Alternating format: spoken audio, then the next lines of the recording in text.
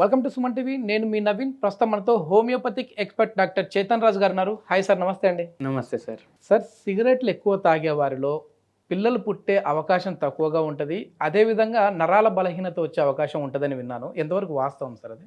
ఇప్పుడు ఫస్ట్ మనకు నరాలు మన బాడీలో ఏం చేస్తాయి అది తెలవాలి మనకు. అయితే నరాలు అంటే ఏంటంటే, ఇప్పుడు ఈ బిల్డింగ్ ఉంది, ఈ బిల్డింగ్లో వైర్లు ఉంటాయి కదా అన్ని. అవును. ఆ వైర్లు ఏం చేస్తాయి, ఎలక్ట్రిసిటీ పాస్ చేస్తాయి.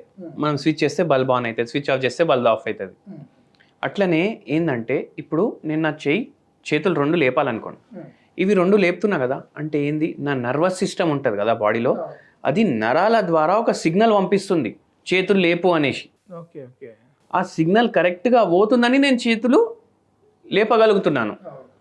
ఒకవేళ ఈ సిగ్నలింగ్లో ఏమైనా ప్రాబ్లం అయింది, లేకపోతే బ్రెయిన్లో ఏమైనా ప్రాబ్లం అయింది, బ్రెయిన్ ఏమో పెద్ద నరం, ట్రాన్స్ఫార్మర్ లాంటిది, మన స్పైనల్ కార్డ్ కూడా పెద్ద నరం, ట్రాన్స్ఫార్మర్ లాంటిది. ఇవి అన్ని సిగ్నల్స్ని మేనేజ్ చేస్తాయి. ఎలక్ట్రిక్ ఇంపల్స్ పోతుంది దీంట్లో, అంటే కరెంట్ పాస్ అవుతుంది. Okay okay. కరెంట్ పాస్ అవుతుందని నేను మాట్లాడగలుగుతున్నాను, నేను మింగగలుగుతున్నాను, నేను వాటర్ తాగగలుగుతున్నాను. సో ఇవన్నీ ఫంక్షన్లు నరాలు చేస్తాయి. Yes yes yes. So motor functions చేస్తుంది, అంటే ఏమైనా మూమెంట్ కానీ మాట్లాడడం కానీ ఇవన్నీ. మళ్ళీ దాంతోపాటు సెన్సరీ రెస్పాన్సెస్ కూడా ఉంటాయి. ఇప్పుడు సెన్సరీ రెస్పాన్సెస్ అంటే ఏంది, ఇప్పుడు నేను ఏమైనా స్వీట్ తిన్నాను, అబ్బా ఏమైనా ఉందా స్వీట్ అనేసి నా మైండ్ అనుకుంటుంది. ఎందుకంటే నా నరాలు కరెక్ట్గా పనిచేస్తున్నాయి. ఓకే. ఆ టేస్ట్ అనేది మీరు ఫీల్ అవుతుంది. సెన్సరీ సెన్స్ కదా, అది సెన్స్ ఆర్గన్స్ కదా, వింటున్నాను, అది కూడా సెన్సరీ. ఇవన్నిటికీ కూడా నరాలు రెస్పాన్సిబుల్ అన్నమాట. అయితే ఏమవుతుందంటే, ఇప్పుడు స్మోకింగ్ ఏమో హాని చేస్తుందని అందరికీ తెలుసు, కానీ తాగుతున్నారు. ఇప్పుడు ఒక నరాల బలహీనత పేషెంట్ వచ్చారు మన దగ్గరికి. అయినది ఏంది, ఫార్మర్ అయినా. ఫార్మర్ అంటే చాలా ల్యాండ్స్ ఉన్నాయి, గుత్తకి ఇస్తారు అండ్ సెల్ఫ్గా కూడా చేసుకుంటారు. ఓకే. ఏడికెళ్ళి వచ్చిండ్రు, మన కాగజ్ నగర్ దగ్గర నుంచి వచ్చిండ్రు. అయితే ఏమైందంటే, ఆయనకు నరాలు వీక్నెస్ ఉండే. ఎట్లా, కాళ్ళు లాగుతున్నాయి. ఓకే. ఇంట్లో నిల్చుంటే తిమిర్లు వస్తున్నాయి, పడుకుంటే మంటలు వస్తున్నాయి. ఇట్లా ఉండే ఆయన పరిస్థితి. ఇక్కడ రైట్ సైడ్ అయితే ఇక్కడ నుంచి లాగుడు స్టార్ట్ అయితే మొత్తం కింద వరకు పోతుంది. అయితే ఏమవుతుందంటే, ఇప్పుడు స్మోకర్స్కి స్టార్టింగ్లో స్మోకింగ్ చేస్తే మంచిగా అనిపిస్తుంది వాళ్ళకి, మళ్ళీ మెల్లగా దానికి అలవాటు పడిపోతారు.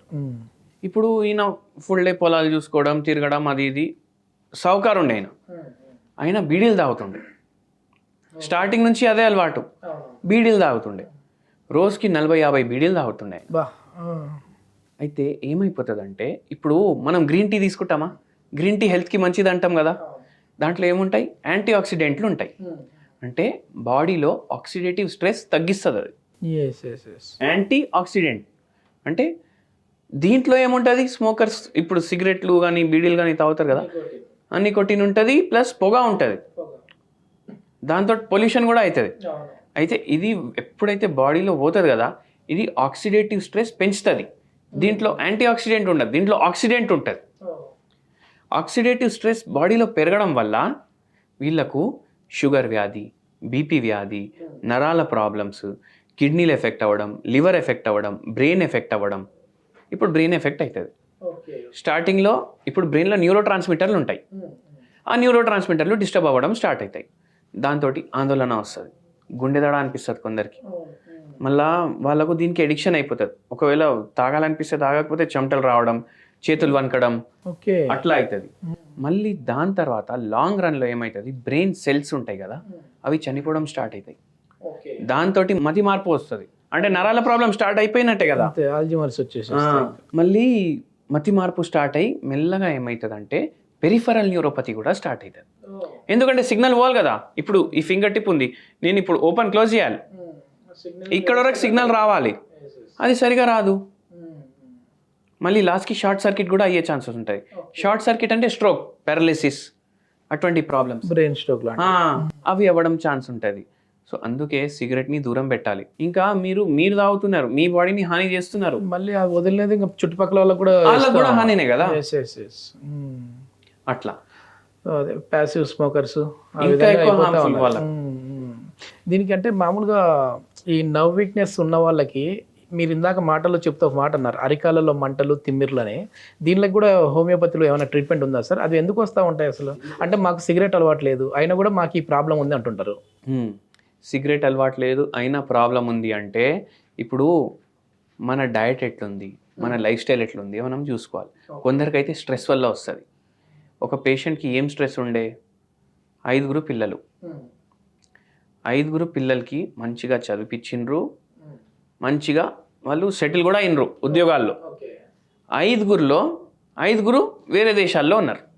డైలీ ఫోన్ చేస్తారు, మాట్లాడతారు, అన్నీ చేస్తారు. ఇంట్లో 3 పనులను పెట్టిండ్రు, కెమెరాలు పెట్టిండ్రు, అయినా పేషెంట్కి టెన్షన్, ఓకే, స్ట్రెస్.